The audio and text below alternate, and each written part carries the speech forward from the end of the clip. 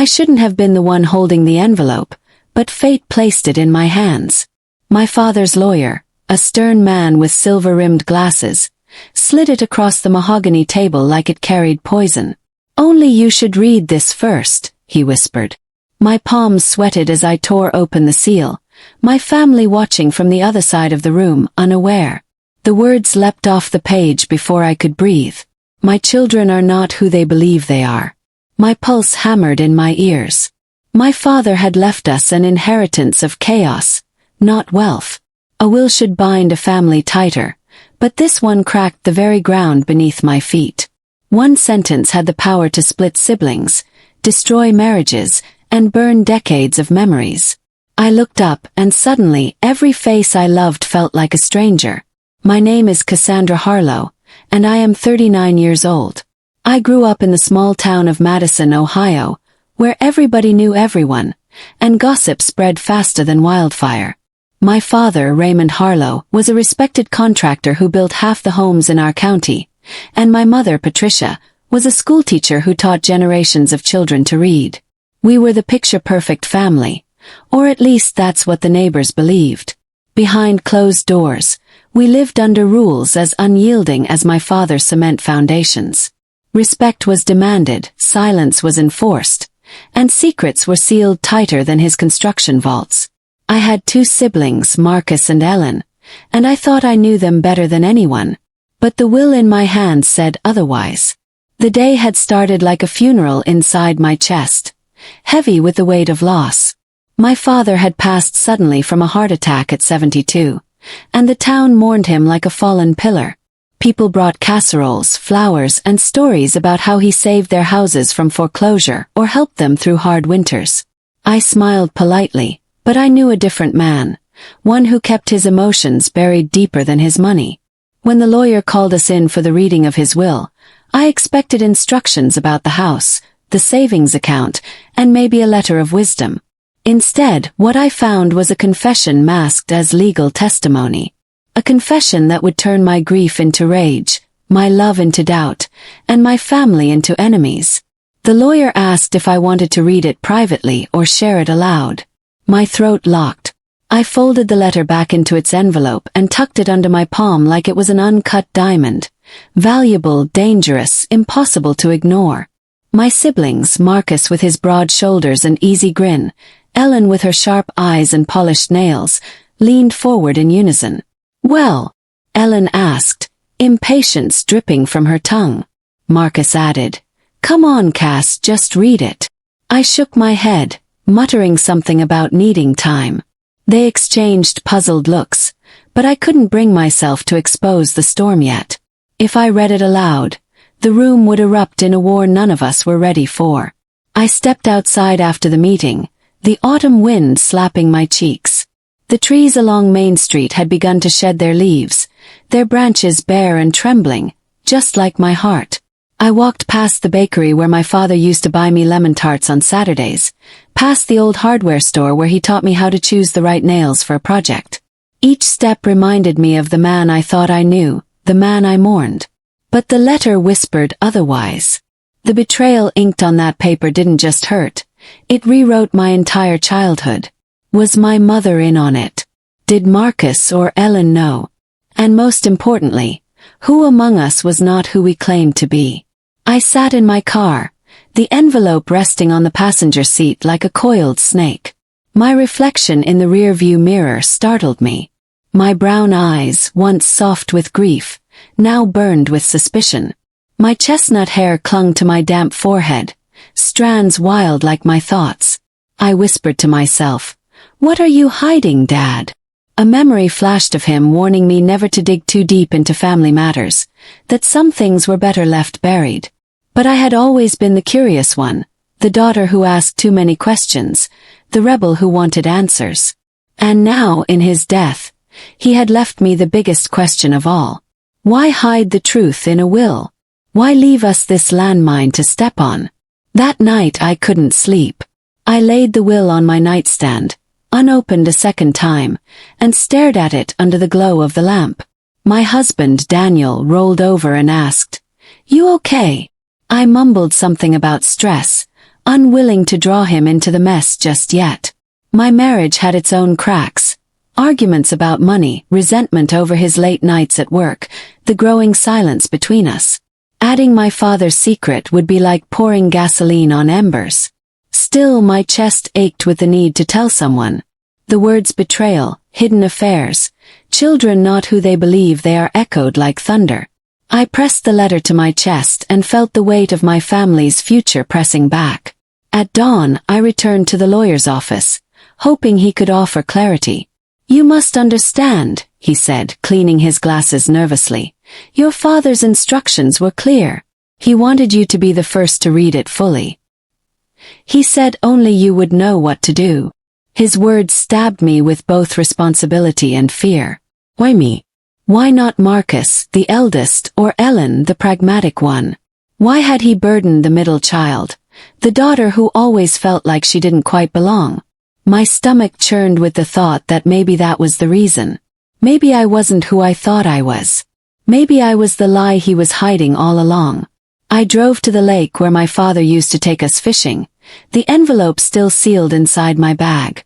The water shimmered under the morning sun, peaceful, almost mocking. I remembered how he'd sit in his chair, lines cast, silence between us more comfortable than words. I used to think those silences were love, but now I wondered if they were guilt. I sat on the pier, pulled the letter out, and forced myself to read it fully. The words sliced me open. He admitted to an affair decades ago. One of us, Marcus, Ellen, or me, was not his biological child. He didn't say who. He left it for us to discover. My chest tightened, my hands trembled, and tears blurred the ink. This wasn't just a will. It was a curse, designed to break us apart. By the time I folded the letter back, my tears had dried into resolve. If my father thought this secret would stay buried, he underestimated me. I wasn't going to let his lie control the rest of my life. I would find out the truth, even if it destroyed everything else. As I stood on that pier, the wind whipping harder, I whispered a promise to myself. "I'll uncover it, Dad.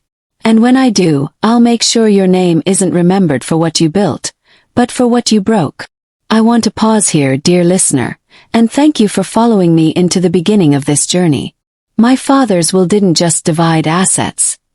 It divided souls. If you want to uncover with me how deep this betrayal runs and what revenge truly looks like, make sure you subscribe so you don't miss what comes next. This story is only beginning, and I promise, it's about to get darker, messier, and more shocking than you think. Because the next page of his will didn't just hold secrets. It held the name of the one person I could never forgive. I didn't go home after reading the will. I drove aimlessly through the streets of Madison, headlights slicing through the early morning fog. The town looked the same. Kids waiting for the school bus, shop owners pulling up shutters, but to me, everything had changed. Every familiar face could be hiding the truth. Was my father's mistress someone I knew? A woman from church? A neighbor whose smile had always seemed too warm? My hands gripped the wheel until my knuckles turned white. I couldn't breathe until I parked outside a diner on the edge of town. The neon sign flickered just like my thoughts. Inside, I ordered black coffee and sat by the window, staring at my reflection in the glass. Who am I? The question gnawed at me like a rat in the walls. One of us was a stranger, and maybe it was me. I sipped the bitter coffee, but the taste only sharpened the ache in my chest. The letter didn't name which of us wasn't his biological child. It just left us dangling, waiting to tear each other apart. My mind went to Marcus first. He looked the most like Dad. Broad shoulders, the same sharp nose, the same way of squinting when he thought too hard. He had always been the golden boy, the favorite. But maybe that was a distraction. Maybe Dad overcompensated because Marcus wasn't really his. Then Ellen came to mind. She had always been fierce, driven, unwilling to bend even for our father's rules. Was her defiance a reflection of someone else's blood running through her veins? Or was it me, the middle child, the one who never felt like she fit in, the daughter who had Dad's approval in pieces but never his full trust? I thought back to Christmas mornings when we sat in matching pajamas, unwrapping gifts by the fireplace. Dad always gave Marcus tools, Ellen books, and me. Well, my presents were always practical.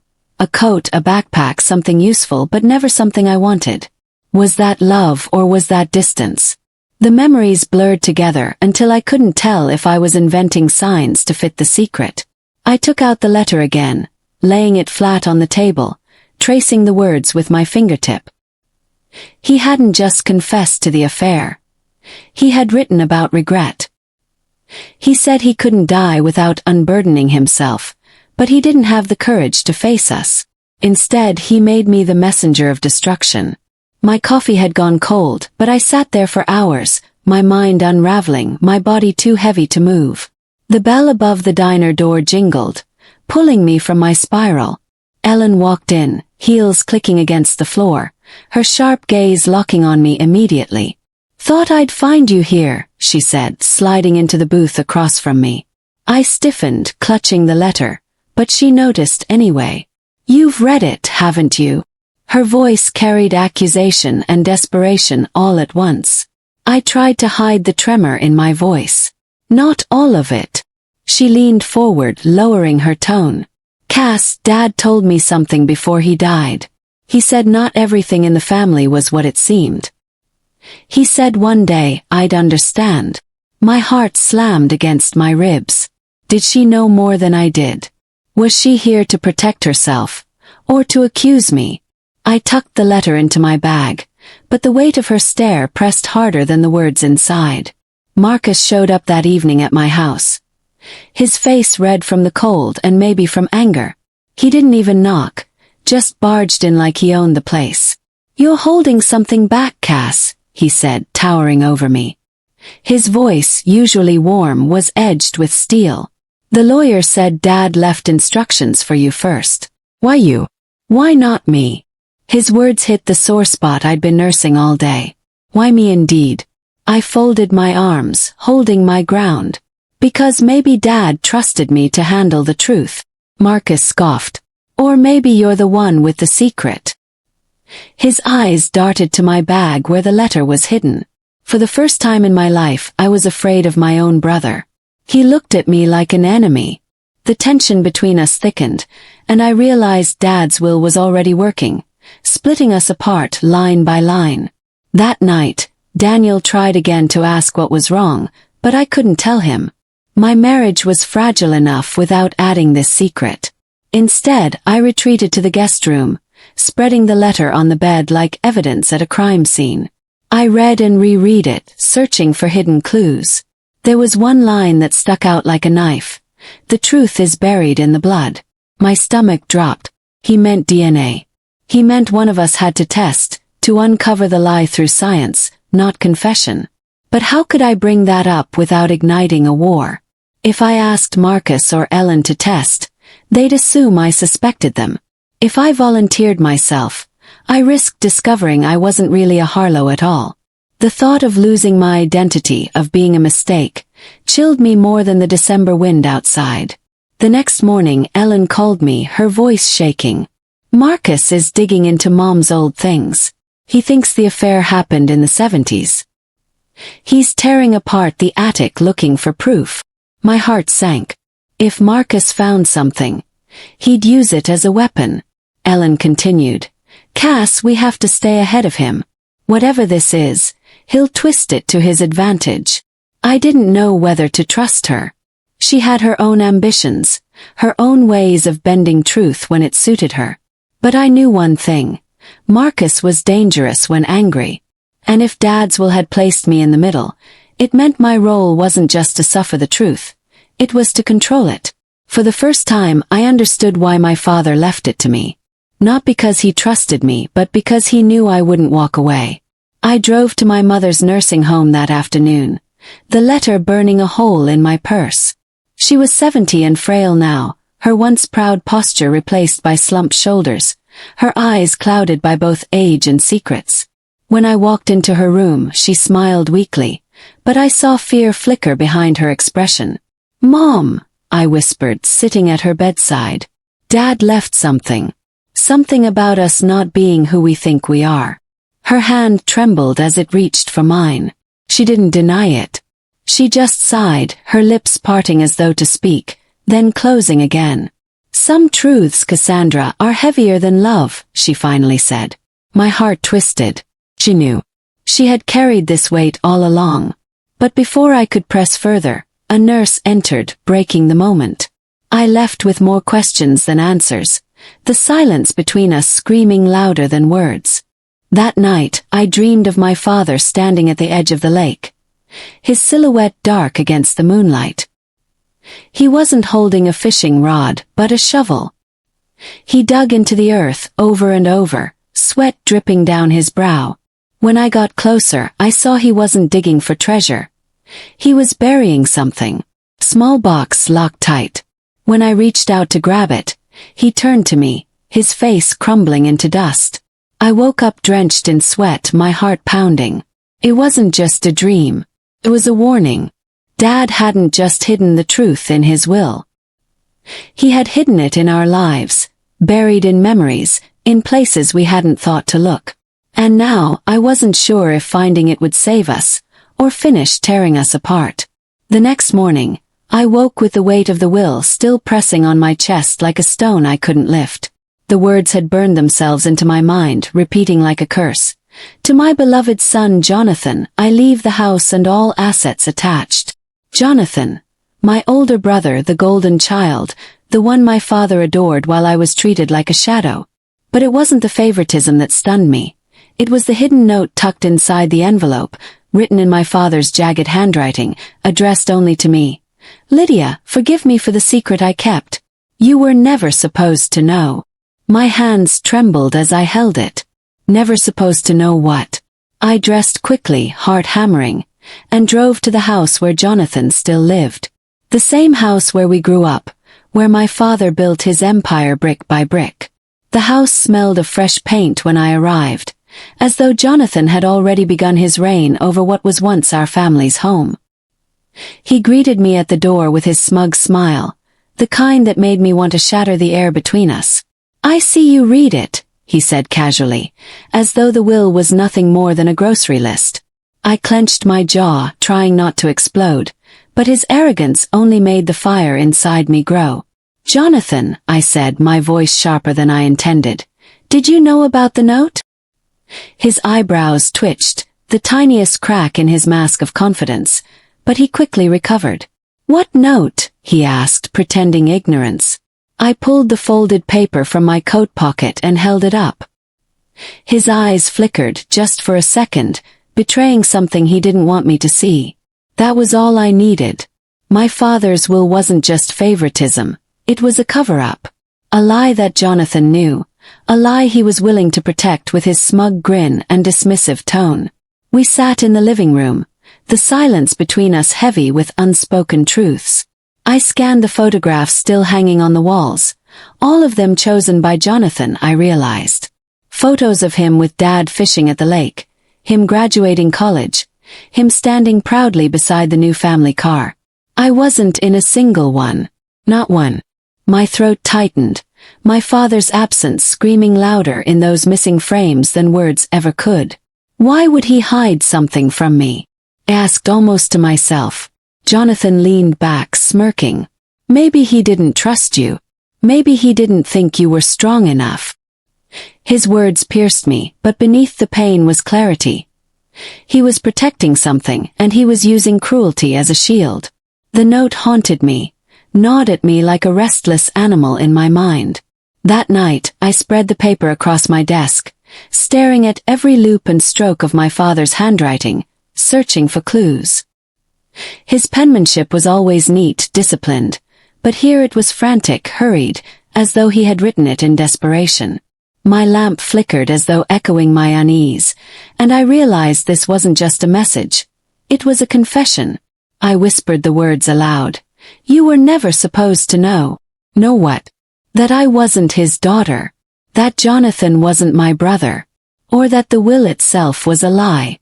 Each possibility was a dagger twisting deeper into my chest. Sleep was impossible. By morning I had decided to dig. If Jonathan wouldn't tell me the truth, I would find it myself. I began in the attic of the house, the one place Jonathan never bothered to clean. Dust covered everything like a thick gray blanket, but I knew my father's habits. He was meticulous about hiding things in plain sight. I tore through boxes of receipts, tax forms, and old furniture covers until I found a wooden chest at the far corner. Its lock was rusted, but with enough force it snapped. Inside were letters tied with twine, and at the very bottom, a leather-bound diary with my father's initials pressed into the cover. My chest tightened. Could this be it? The truth he didn't want me to know. I carried the diary home, my hands shaking with every step, the weight of it heavier than gold. As I flipped open the pages, my father's voice came alive through his words, sharp and deliberate. The entries began years ago, long before Jonathan and I were born, recounting his courtship with my mother. But soon the tone shifted, darkened. He wrote of betrayals, of arguments over money, of debts that nearly ruined him. Then the entry that made my heart stop. If Lydia ever finds out, it will destroy her. Name. My father's hand. My secret. The room spun as I pressed the diary to my chest. He had built a wall of lies around me, and now that wall was beginning to crumble. I slammed the diary shut, terrified of the next page yet desperate to keep reading. Why did Jonathan inherit everything? Why was I excluded from the photographs, from the will, from the very fabric of our family's legacy? My father's words haunted me like ghosts whispering through the walls, urging me to keep going. I knew one thing. Jonathan was hiding something, and my father's diary was the key. My pulse pounded as though my body already knew the storm that was about to break. This wasn't about inheritance anymore. It was about identity, about betrayal, about revenge. And I swore with a trembling voice only I could hear, I will find the truth, no matter what it costs. That night, as I lay awake staring at the ceiling, I realized this was just the beginning. My father had buried lies deep in the foundation of our family, and Jonathan was determined to keep them hidden. But I wasn't the obedient daughter anymore, the forgotten child left out of photographs. I was a storm gathering strength, ready to strike. The note was a key, the diary a map, and I would follow them both until every secret was dragged into the light. I turned on my side, clutching the diary close, whispering into the silence of my empty room. Dad, whatever you tried to hide, I will uncover it. And Jonathan will pay. I didn't tell anyone I had my father's diary. Secrets were currency now, and I wasn't about to spend mine too soon. For 2 days I carried it everywhere. Work, the grocery store, even to bed, like it was a living thing that could vanish if I let go. My co-workers noticed I was quieter, distracted, but no one dared ask. The truth was, every time I cracked that diary open, my stomach twisted with dread. The next pages hinted at something darker. Entries about deals made late at night, whispered phone calls, and meetings with names I didn't recognize. Then I found a line that made my blood run cold. Jonathan can never know the truth about Lydia. My throat went dry. What truth? And why keep it from both of us? That sentence became my new obsession. I decided to confront Jonathan again, but this time differently. If he was hiding something, I needed him to slip. So I called him and said as casually as I could, I've been sorting through Dad's things. Found some old letters. Fascinating stuff. Silence. Then his voice came, clipped, too controlled. Letters? What letters? I smiled into the phone, knowing I had struck a nerve. Oh, just scraps, nothing important. But you'd be surprised what Dad kept. His breathing quickened, almost imperceptibly, but I heard it. That was confirmation enough. Jonathan was guarding the past like a dragon guarding treasure. And I had just rattled his cage. That night, I read deeper into the diary, desperate for clarity. My father wrote about debts, betrayals, even enemies in business, but what pierced me most were the entries about my mother. She forgave me once, he wrote, but she'll never forgive me again if the truth comes out. The words blurred as tears filled my eyes. My mother had died years ago, taking her quiet dignity with her. She never told me what she forgave him for, never let me peek behind the curtain of their marriage. And now, in these pages, I saw shadows of betrayal that stretched long into the past. What had my father done that was so monstrous it could split a family in half? The answer pulsed just out of reach, and every beat of my heart demanded I find it. On the third night, I dreamt of my father standing in the hallway of the old house. His silhouette stretched against the yellow light.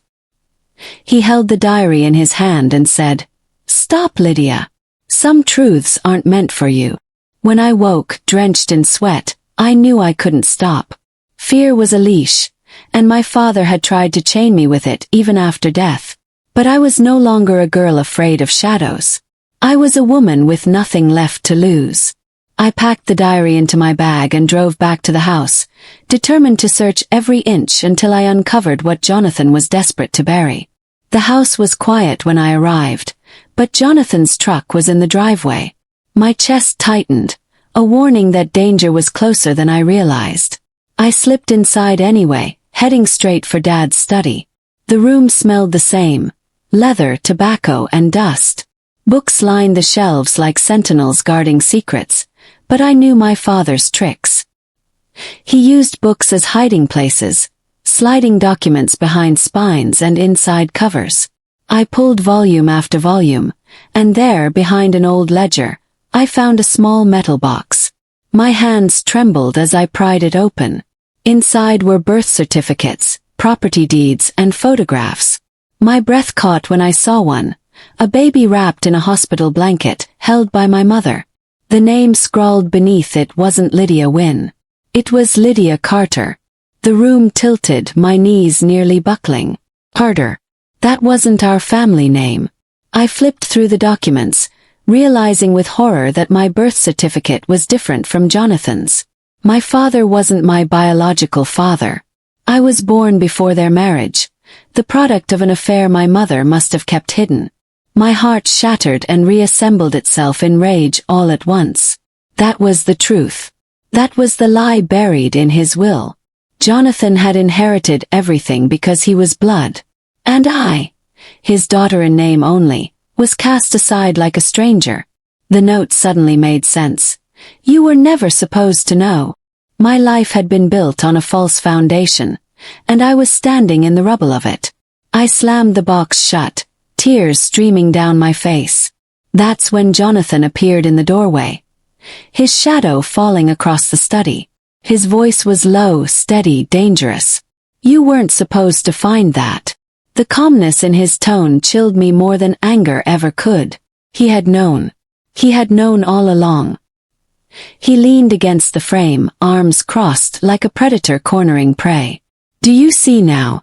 Why you don't belong here? Why Dad gave everything to me? My nails dug into my palms as fury swallowed my grief. Belong? This house, this family, this name, you think it's yours? It's built on lies, on betrayal. And you've been protecting it because you're too weak to face the truth. Jonathan's eyes narrowed, but for the first time I saw fear flicker in them. He stepped closer, lowering his voice. If you expose this, Lydia, you'll destroy what's left of this family. I laughed, the sound bitter and sharp. What's left? There's nothing left to destroy. Our family was shattered long before I opened that box. And you've been living in the wreckage pretending it's a castle. My words cut through the air like glass, and for a moment, silence pressed heavy between us. Then he whispered, "If you say a word, I'll make sure you regret it." His threat was clear, but my resolve was stronger. He thought fear would silence me, but he underestimated what betrayal had made me. That night, I returned home with the box and the diary clutched to my chest, my mind spinning like a storm. The truth was out, and Jonathan's mask had cracked. He couldn't stop me now, not forever. I laid the documents on my table, staring at them like weapons I would soon wield. Every paper, every photograph, every word in that diary, they were proof. Proof that my father had lied, that Jonathan had manipulated, that my life had been stolen from me. I wasn't just the forgotten daughter anymore. I was the rightful avenger. And for the first time as the clock ticked past midnight, I felt power humming in my veins. Revenge was no longer a possibility. It was a promise. I didn't sleep that night. The documents and diary lay spread across my kitchen table, glowing under the dim light like sacred artifacts of betrayal. I kept pacing, circling them, rereading every line as though repetition might reveal something new. The fury inside me had sharpened into something colder, steadier. Jonathan thought his threats would silence me. He thought fear was still my master. But I had stared at the ruins of my life and found something stronger. Clarity. He had his inheritance, his house, his false sense of victory. But I had the truth. And truth, when wielded like a blade, could cut deeper than money ever would. I sat down, opened my laptop, and began making a plan. Revenge wasn't just a fantasy anymore. It was a mission. And missions demanded precision. The first step was research. If Jonathan had inherited everything, there were legal documents to prove it. I scoured county records, property filings, and probate files until my eyes blurred. Every paper confirmed what I already knew. Jonathan was the sole heir. But I also noticed subtle inconsistencies, changes in dates, odd signatures, rushed notarizations. My father's lawyer had been sloppy, or maybe complicit. Either way, those cracks were openings I could exploit. I called a friend from college, now an attorney, under the guise of asking for general advice. Hypothetically, I said, if someone suspected fraud in a will, how would they challenge it? She explained the process, long and grueling, but one phrase stuck with me. If you can prove intent to deceive, you can tear the whole thing down. That was my weapon. But court wasn't my only battleground. Jonathan thrived on reputation. He was the charming businessman, the respectable community figure. I knew how fragile that mask was. People believed him because no one had dared to question him. Could change that.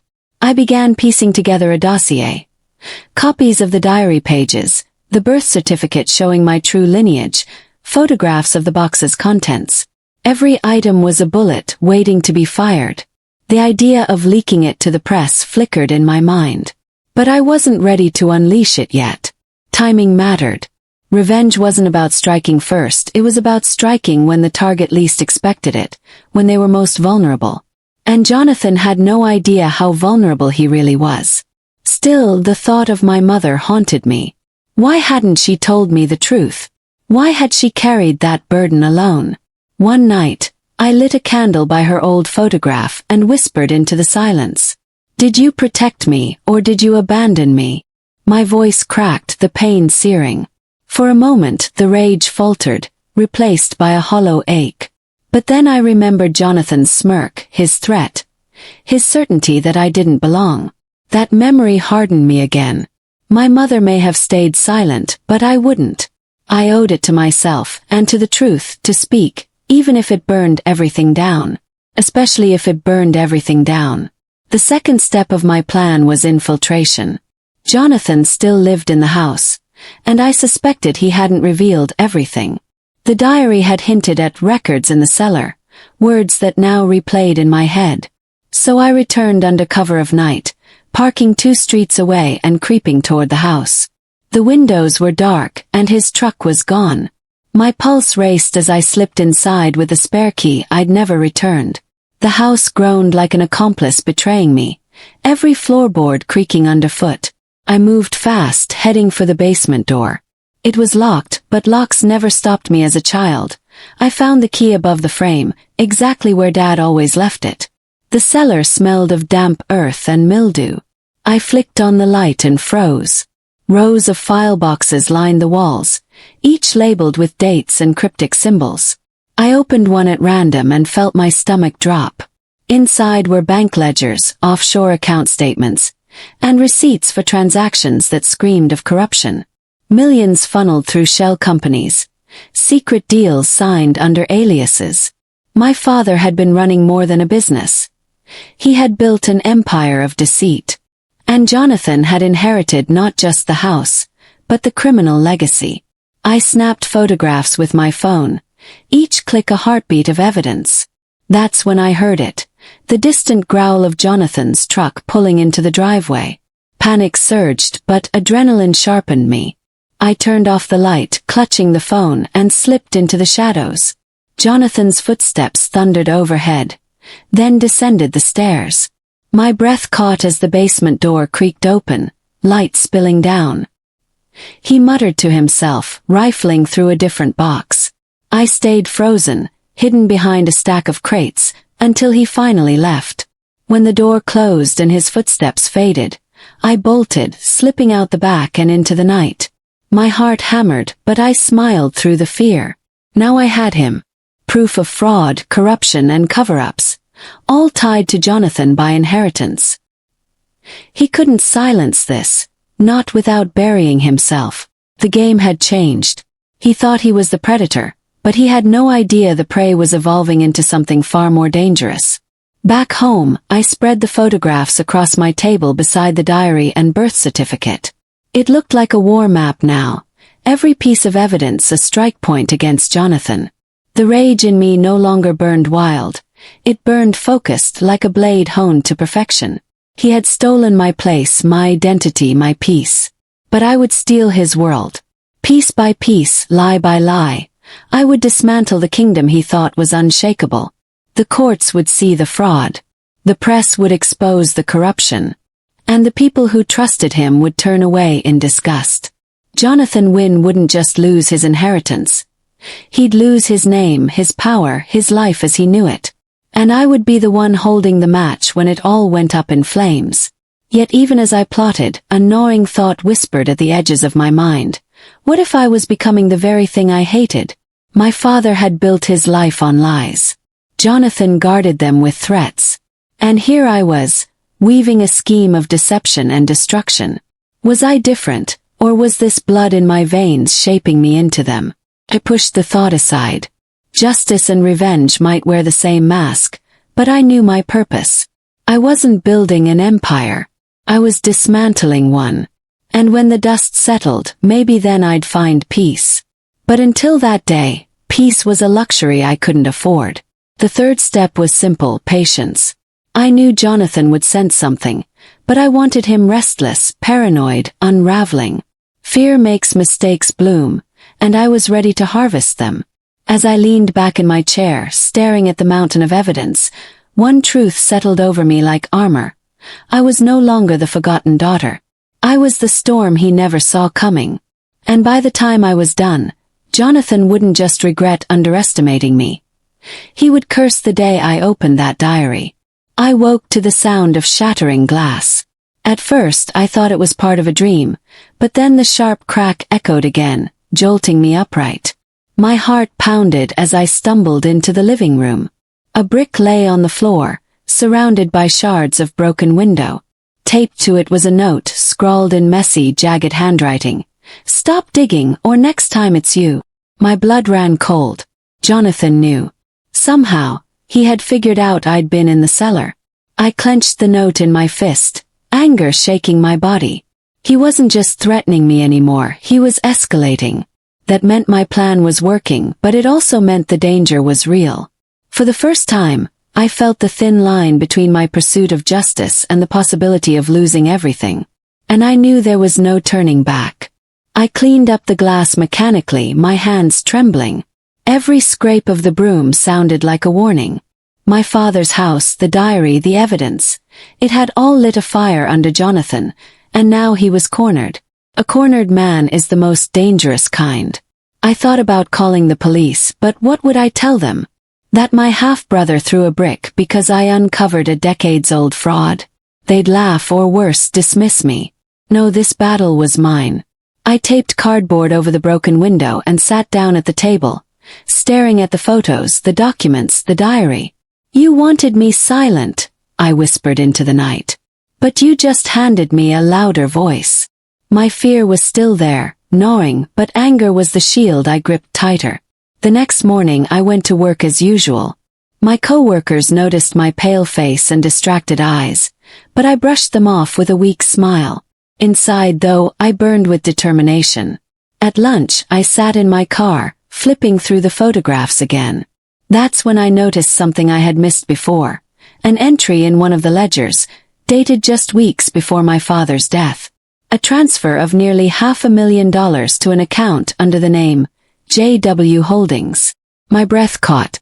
Jonathan had already been siphoning money before my father passed. It wasn't just inheritance. He had been feeding off my father's empire while he was still alive. That was more than fraud. That was theft. And theft I could prove. My hands shook as I snapped clearer copies with my phone, uploading them to a secure folder online. Evidence like this was a ticking bomb. I decided to confront Jonathan directly. Waiting, hiding, circling around him. I couldn't breathe under the weight of it anymore. I drove to the house just after dusk, my headlights sweeping across the driveway. His truck was there, looming like a beast ready to strike. My legs felt heavy as I climbed the porch, each step echoing the pounding of my heart. I didn't knock. Barged in.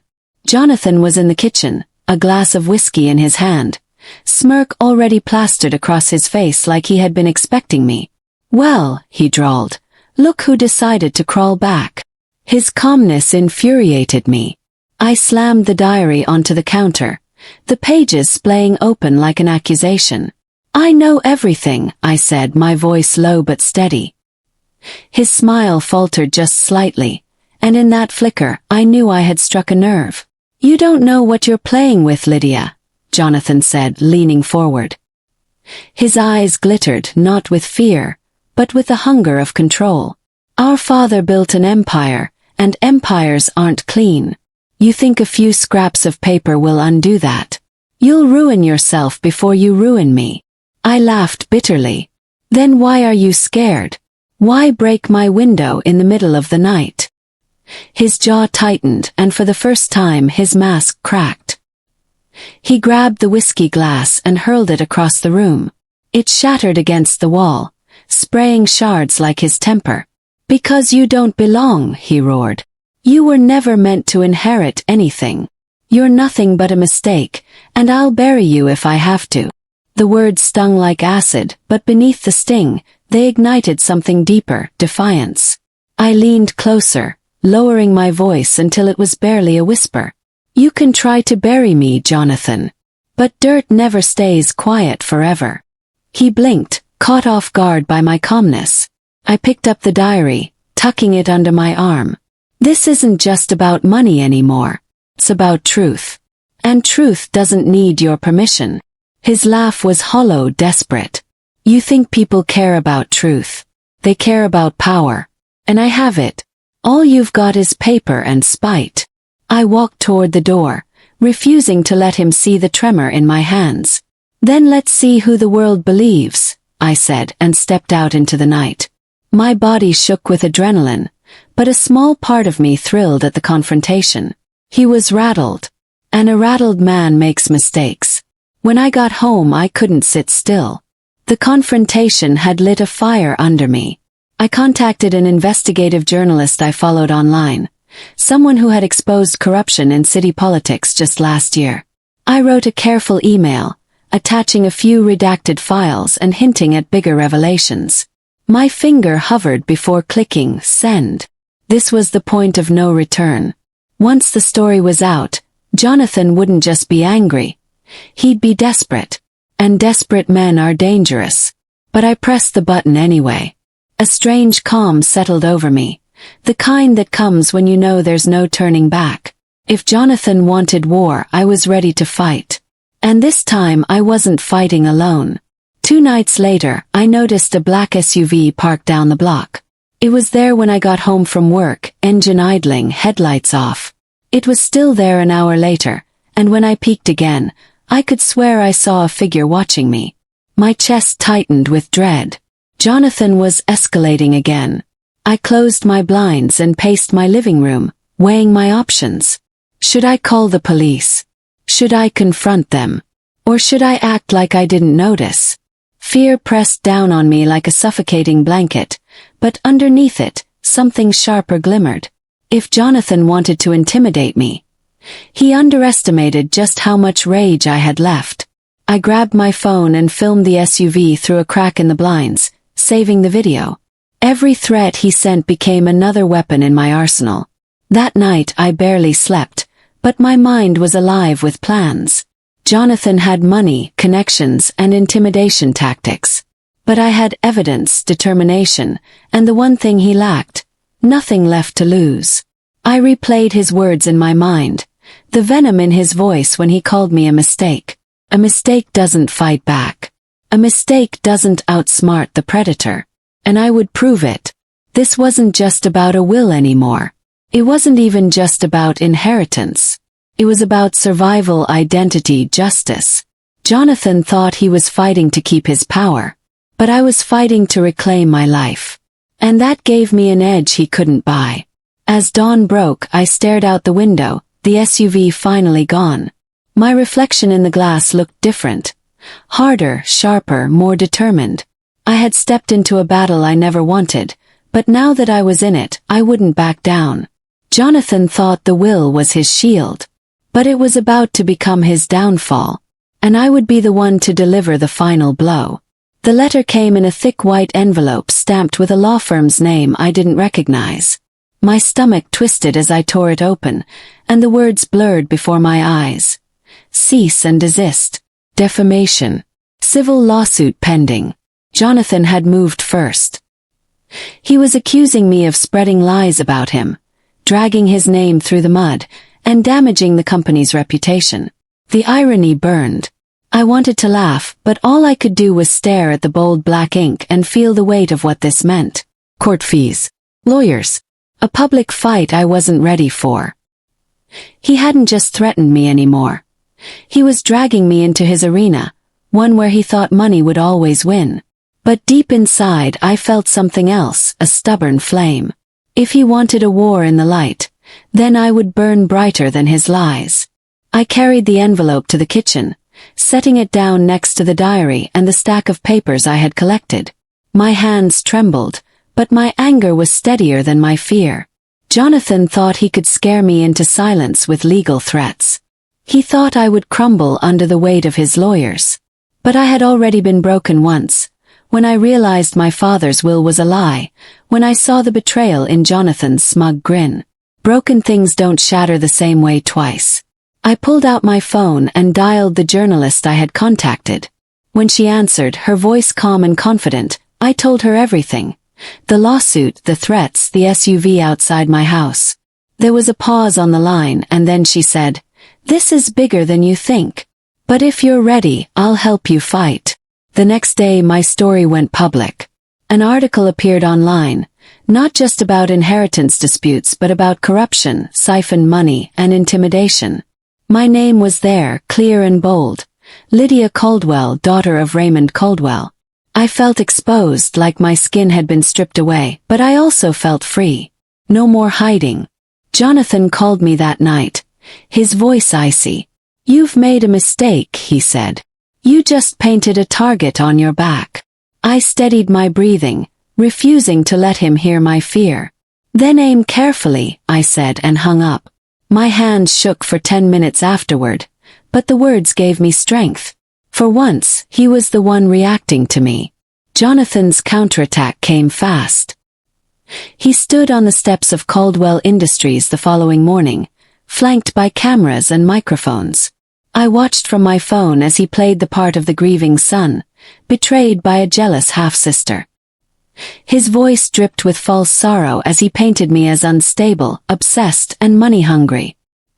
He even hinted that I had emotional issues growing up, that my version of events was warped by resentment. Watching him lie so effortlessly made bile rise in my throat. But then, something unexpected happened. The comments below the video. People weren't buying it. They questioned his rehearsed grief, his polished answers. And some had already read the article exposing him. For the first time, Jonathan's mask was cracking, not in private, but in public. The lawsuit loomed over me like a shadow. Court papers, legal jargon, threats of financial ruin. I couldn't pretend I wasn't scared. My savings weren't enough to cover a drawn-out case. But the journalist connected me with a lawyer who believed in the story, someone willing to take it on, not for money but for justice. When I met her, she looked me in the eyes and said, "He's banking on intimidation. But intimidation collapses under evidence. We'll make him regret this. Her words were a rope pulling me out of quicksand. For the first time I felt like I wasn't alone. Still, Jonathan didn't stop. Anonymous accounts flooded my social media with hate messages, accusing me of being ungrateful, greedy, even insane. Old photos of me were twisted into cruel memes, spread online like wildfire. He had turned my grief into a weapon against me. One night, I sat in bed scrolling through the chaos, tears streaming down my face. But then I remembered something my father used to tell me when I was little. Lydia, storms don't last forever. But they can change the shape of the shore. I clung to those words like a lifeline. If this storm was going to change me, then it would make me harder, sharper, unbreakable. The diary became my compass in those dark days. Every time I felt like giving in, I opened it and read my father's handwriting. His hidden thoughts, his regrets, his love buried beneath Jonathan's greed. The more I read, the more I realized my father hadn't been blind to Jonathan's corruption. He had been too weak to stop it. That weakness had cost him his legacy. I would not repeat that mistake. The entries became evidence in themselves, proof that my fight wasn't baseless, but rooted in the truth of a man who had trusted the wrong son. And with every page, I felt less like a victim and more like a soldier armed with my father's words. As weeks passed, Jonathan's empire started to wobble. Employees whispered to reporters, anonymous tips surfaced, and financial discrepancies leaked from within his company. It was like pulling a single thread and watching the whole fabric unravel. I realized something crucial. Jonathan's greatest strength, his money, was also his weakest point.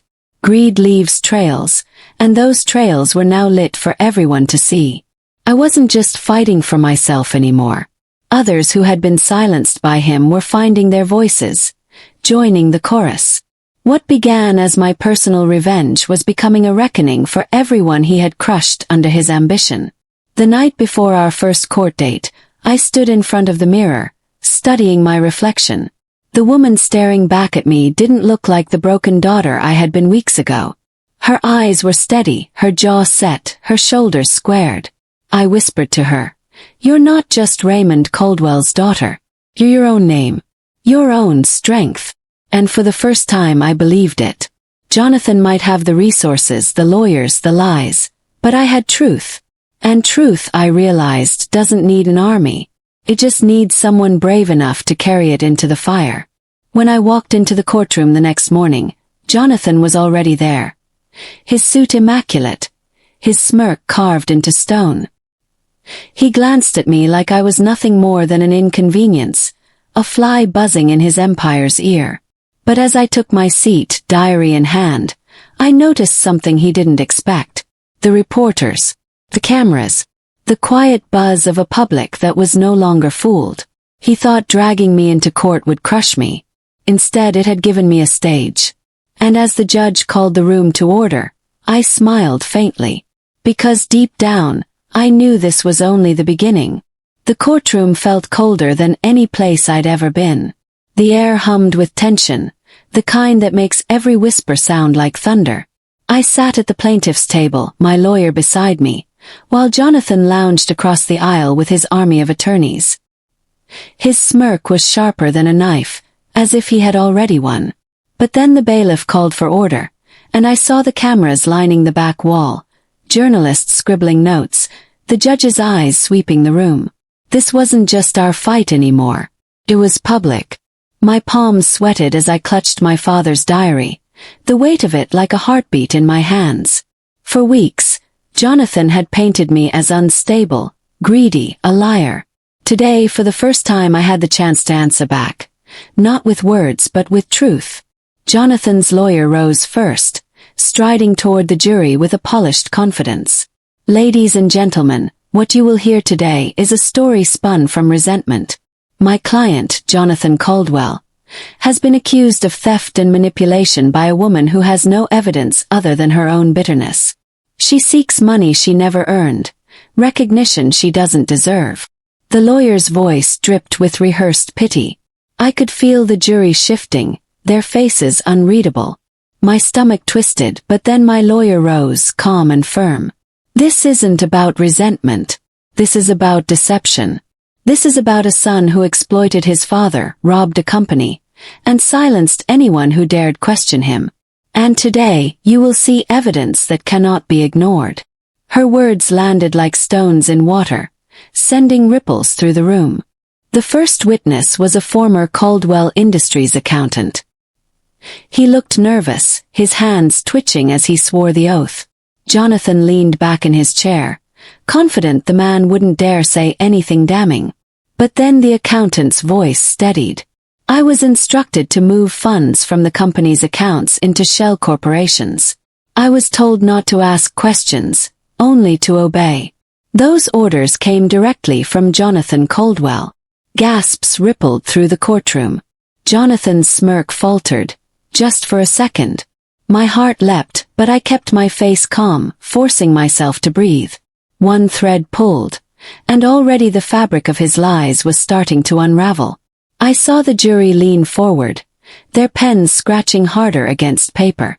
When it was my turn to testify, I felt the weight of every eye in the room. The clerk swore me in, and I sat down, diary in my lap. My lawyer asked the first question, gentle and guiding. Ms. Caldwell, can you tell the court what you discovered after your father's passing? I swallowed hard, my throat tight. I found my father's diary, hidden in the cellar. Inside were entries, confessions about Jonathan. He wrote of his fear of money disappearing, of trusting the wrong son. I opened the diary, reading aloud a passage where my father had written, Jonathan believes money makes him untouchable. I pray I haven't created a monster. The words cracked my voice, but their truth filled the silence like a thunderclap. Jonathan shifted in his seat, jaw tight. For once, he couldn't interrupt. Cross-examination was brutal. Jonathan's lawyer sneered at me, twisting every word. Ms. Caldwell, isn't it true that you resented your half-brother from childhood?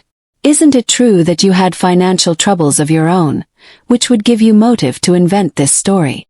My hands clenched under the table, but I forced myself to meet his gaze. Resentment doesn't create forged bank transfers. Resentment doesn't invent shell companies. And resentment doesn't make my father write words he never intended anyone to see. I held up the photocopies of the ledgers, passing them to the clerk. This is evidence, not resentment. Evidence. The lawyer faltered but quickly recovered, moving on. Still I saw it, the flicker in the jury's eyes. They were listening. Then came Jonathan's turn on the stand. He walked up like a king ascending his throne, every step dripping arrogance. His lawyer guided him gently, painting him as a devoted son, a victim of slander. Jonathan's voice was smooth, practiced. I loved my father. I worked tirelessly to preserve his legacy. My sister has always been jealous of my success. This is her attempt to destroy me. For a moment I felt my stomach sink. He was good. Oh good. But then came the cross-examination. My lawyer held up the ledger copies. Mr. Caldwell, can you explain why over $500,000 was transferred from your father's accounts into JW Holdings, an entity linked directly to you? His smile froze. He stammered, recovering too late. Business restructuring, he said weakly. The jury's pens scribbled faster. The cracks widened with every question. My lawyer pressed harder, presenting emails, financial records, and finally, the testimony of a second employee, a secretary who revealed that Jonathan had ordered her to shred documents the day after my father's death. The jury murmured, the judge called for order, and Jonathan's face flushed with anger. He tried to interrupt, his temper slipping through the polished mask. This is nonsense. Lies, he shouted, but the judge banged the gavel. Order, Mr. Caldwell. You will control yourself, or I will hold you in contempt. The sight of Jonathan silenced by authority for the first time was almost enough to make me smile. Almost. But I held it in, focusing on the jury's faces, the way their expressions shifted with every revelation. By the end of the day, Jonathan's empire looked less like a fortress and more like a house of cards trembling in the wind. The reporters outside swarmed the courthouse, cameras flashing as questions flew. "Lydia, do you believe justice will prevail?" one shouted. I paused, the diary still clutched to my chest. My voice was tired but steady. "I believe truth has a way of surfacing, no matter how deep you try to bury it." The cameras flashed brighter, capturing the determination in my eyes. Inside I was shaking, drained, but I knew one thing. Jonathan had underestimated me. And in this battle, underestimation was his deadliest mistake. That night, I sat alone at my kitchen table, exhaustion pressing down on me like a weight. But in the quiet I felt something else, hope. For the first time since opening my father's will, I wasn't just surviving. I was fighting and winning. Jonathan had the money, the lawyers, the lies, but the truth was no longer hidden. It was out in the open, breathing, undeniable. And though the war wasn't over, I knew one thing for certain. The empire Jonathan had built on deceit was cracking, and I would be the one to watch it collapse. The morning after court, my phone buzzed before sunrise. At first, I thought it was just reporters again, but the message chilled my blood. "Drop the case, or you'll regret it." No name, but I didn't need one. Jonathan's fingerprints were all over those words. He had gone from smug confidence to naked threats. My stomach twisted, but instead of fear, something else rose in me, anger. For years, he had bullied, manipulated, and silenced everyone around him. But now, he was cornered. And a cornered man was dangerous. I locked the doors, checked the windows twice, and sat at my kitchen table staring at the diary. My father's words seemed louder than ever. "Jonathan believes money makes him untouchable." But now I knew the truth. He wasn't untouchable. He was desperate. And desperation had cracks I could use. 2 days later, I noticed the first real sign of Jonathan's unraveling. A black SUV idled outside my house for hours, its tinted windows reflecting the streetlights. When I stepped out onto the porch, it drove off, but the message was clear. I was being watched. My neighbor, Mrs. Hollis, waved nervously, her eyes darting between me and the car. "Everything all right, Lydia?" she called, her voice quivering. I forced a smile. "Just fine, thanks." But inside I was rattled. Jonathan wasn't just fighting me in court anymore. He was trying to scare me into silence. Still, I wouldn't back down. I began keeping a notebook of every sighting, every strange call, every detail. If Jonathan wanted a war outside the courtroom, I'd meet him there, but I'd do it with evidence, not panic. The next move came from his lawyers, a surprise filing claiming I had tampered with evidence. They argued that the diary could not be authenticated, that I had planted entries, and that my entire case should be thrown out. The audacity of it nearly knocked the breath out of me. My lawyer, Meredith, slammed the folder shut and looked at me with steel in her eyes. "He's trying to drown us in motions." Classic intimidation. But then she leaned forward, her voice softer. "We can beat this, Lydia. We have experts ready to verify your father's handwriting, and the financial records are airtight." I nodded, my hands trembling. Jonathan was throwing grenades, hoping one would stick. But each move he made only proved the same thing. He was terrified of the truth. That night, as I sorted through papers, I stumbled upon an old family photo. There was Jonathan, 10 years old, standing beside my father. His smile was wide, but his eyes were hollow even then. I studied the picture, searching for some sign of the man he would become. Was it my father's blind love that shaped him into this monster? Or had the rot always been there? My chest tightened with a mixture of grief and fury. I whispered to the photo, "You don't get to win anymore." Then I slipped it back into the box, a reminder of what was at stake. This wasn't just about money or even justice. This was about breaking the cycle of silence and fear Jonathan had woven around all of us. A week later, Jonathan escalated again. I returned home from work to find my living room in shambles. Papers scattered, drawers open, the back door pried loose. My heart pounded as I dialed the police, my hands shaking. They took a report, but their questions made it clear they doubted it was anything more than a burglary. Still, I knew better. Nothing was stolen, except copies of my father's ledgers. Jonathan wasn't just fighting in the courtroom. He was trying to erase the evidence entirely. As I stood in the wreckage, fury surged through me. He thought breaking into my home would scare me off. Instead, it lit a fire. He had crossed a line, and I would make sure he regretted it. Meredith advised me to tighten security, and I did. Cameras on every corner of my house, locks reinforced, alarms installed. But it wasn't just protection I wanted. It was proof. If Jonathan or his goons came back, I'd catch them. And when I did, there would be no denying how far he'd gone to destroy me. At the same time, Meredith pushed the forensic experts to rush their reports. Every test confirmed it. The handwriting in the diary was undeniably my father's. Each entry, each scrawl of ink was his. When the report came in, I felt tears sting my eyes. My father's words weren't just memories now. They were weapons. Weapons Jonathan could never steal. The media smelled blood, and Jonathan knew it. Headlines splashed across the front pages. Caldwell heir accused of fraud and intimidation. His polished image cracked in the public eye, but instead of retreating, he doubled down. He gave a fiery interview outside the courthouse, pointing at cameras and calling me a deranged woman bent on revenge. His voice thundered with false righteousness, but his eyes betrayed him. They flicked, nervous, desperate. I watched the footage later, a bitter laugh escaping my lips. He still thought he could spin his way out of this. But the jury wasn't a camera, and no amount of shouting would erase the evidence I held. Then came the moment that made my blood run cold. A letter arrived in the mail, no return address. Inside was a single photo, me taken through my living room window. The angle was sharp, invasive, terrifying. Scrawled across the bottom in red ink were the words, "End this or end yourself."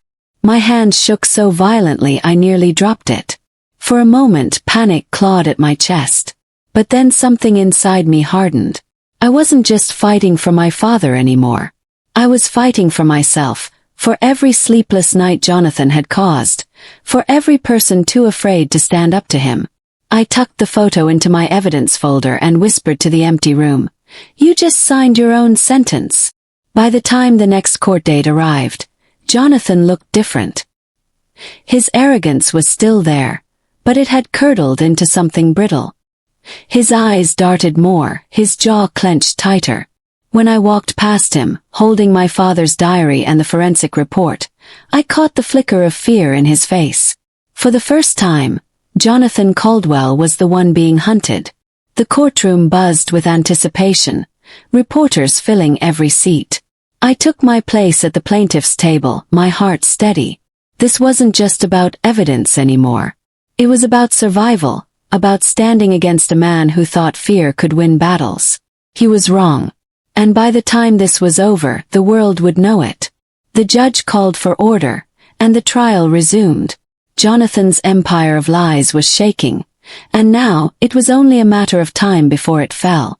What he didn't know, what no one knew yet, was that I had one last piece of evidence, hidden even from Meredith, waiting for the perfect moment.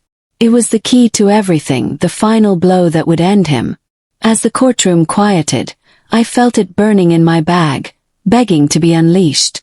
And when the time came, Jonathan would never see it coming. The courtroom was silent as the bailiff called for order, the weight of months of conflict pressing down on every person present. Jonathan sat across from me, his designer suit immaculate, his hands folded tightly together, but his mask was cracking. I could see the tension in his jaw, the way his fingers twitched as if clinging to control that was slipping away. My lawyer, Meredith, leaned over and whispered, "This is it, Lydia. Today we finish this." My pulse quickened, but beneath the nerves, there was a deep, unshakable calm. I knew what I carried in my bag was enough to end him. All I needed was the right moment. The defense went first, their lawyer delivering a theatrical plea. He painted Jonathan as a victim of greed and envy, claiming I had fabricated evidence to tear down a successful man. The words washed over me like static, meaningless, desperate. When Jonathan himself took the stand, he tried to summon that old charm, speaking of loyalty, family, and sacrifice. But each word rang hollow. His voice cracked when he insisted my father had trusted him above all else. Watching him twist my father's memory into a shield made my stomach churn, but I stayed still. Let him talk. Let him dig deeper. Because once it was my turn, there would be no coming back. When the judge turned toward me, asking if the plaintiff had a response, I stood, my hands steady on the table. "Yes, Your Honor," I said, my voice louder than I expected. I reached into my bag and pulled out a small leather-bound book, one I had kept hidden until now. This is my father's second set of ledgers, hidden in his study drawer, untouched by anyone until after his death. The courtroom erupted in whispers. Jonathan's face paled instantly, his lips parting in shock. I laid the book on the evidence table, its worn cover glowing under the fluorescent lights. These ledgers not only confirm the fraudulent transfers Jonathan made, but they also contain my father's final handwritten confession. His fear that Jonathan would destroy everything once he was gone. The judge ordered the courtroom to quiet down as Meredith presented the forensic verification, page after page confirming the handwriting and signatures. The jury leaned forward, captivated, their expressions shifting from doubt to grim understanding. I caught Jonathan staring at me, his eyes wide, his mask shattered. He mouthed something under his breath, maybe a curse, maybe a plea, but I didn't look away. For the first time he was the one cornered, the one stripped bare. His empire of lies collapsed in that moment, every arrogant smile, every false word crumbling under the weight of the truth my father had left behind. As the evidence was read aloud, Jonathan broke. He slammed his hands on the table, shouting, "She's lying! This is a setup!" His voice echoed across the chamber, raw and panicked. The judge banged his gavel, warning him to control himself, but the damage was done. The jury had seen him, not as a polished businessman, but as a desperate man unraveling under the weight of his own corruption. The calm, confident air was gone. All that remained was a frightened, furious bully finally exposed. I felt a strange kind of sorrow then, not for him but for the boy he had once been, lost long before this trial. When the verdict came, it was swift. Guilty on all counts. Fraud. Forgery. The words hung in the air like a cleansing storm. Jonathan's face collapsed, his body sagging as the bailiff approached to escort him out. He glared at me one last time, a hollow shadow of the man who had once held our family in his grip. But his power was gone, dissolved in the eyes of the law and the world.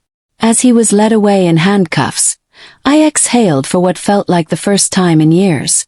The courtroom buzzed with chatter, reporters scrambling, but all I felt was the quiet voice of my father in my heart. Truth always finds its way. Afterward, I walked outside into the sunlight, the courthouse steps buzzing with people. Cameras flashed, microphones thrust toward me, but I lifted my chin and spoke clearly. This wasn't just about money. This was about truth. My father deserved better than silence. And no one, no matter how powerful, has the right to rewrite someone else's story. The words poured out not just for me but for everyone listening. It wasn't revenge that satisfied me most. It was reclaiming my family's honor, ending the cycle of lies that had poisoned us for too long. The weight on my chest finally lifted, replaced with something I hadn't felt in years. Peace. That night, I sat at my kitchen table, the diary and the ledger spread out before me. The house was quiet, the cameras outside finally gone. I traced my fingers over my father's handwriting, letting the ink guide me back to him. He had carried so much, hidden so much, and yet he had left me the tools to fight back. Tears blurred my vision, but they weren't just tears of grief anymore. They were of triumph, of release. Jonathan's threats, his intimidation, his empire, it had all fallen. And though scars remained, they no longer defined me. My father's truth had survived, and so had I. In the weeks that followed, Life slowly stitched itself back together. Reporters moved on to other scandals, and the Caldwell name no longer cast a shadow over my town. I returned to work, to neighbors, to quiet mornings with coffee and sunlight instead of dread. Yet, I carried the memory of that trial like a flame. It reminded me that silence is the greatest gift to corruption, and that speaking, no matter how terrifying, can shatter even the tallest walls of deceit. Every time doubt crept back in, I reminded myself of Jonathan's face when the verdict was read. That was the face of a man who believed he was untouchable, and learned too late that truth cannot be buried forever. Now, as I close this chapter of my life, I want to leave you with this. Secrets have a way of poisoning families, of festering until they tear us apart. But light, truth, has a way of healing even when it hurts to reveal it. If you've ever been silenced, doubted, or betrayed, know this. Your voice matters. Don't let fear keep you chained. My story is proof that standing up, even against giants, can change everything. So if you've walked this journey with me, I ask you, don't stop here. Subscribe, share this with someone who needs courage, and remember, every secret revealed is a step toward freedom.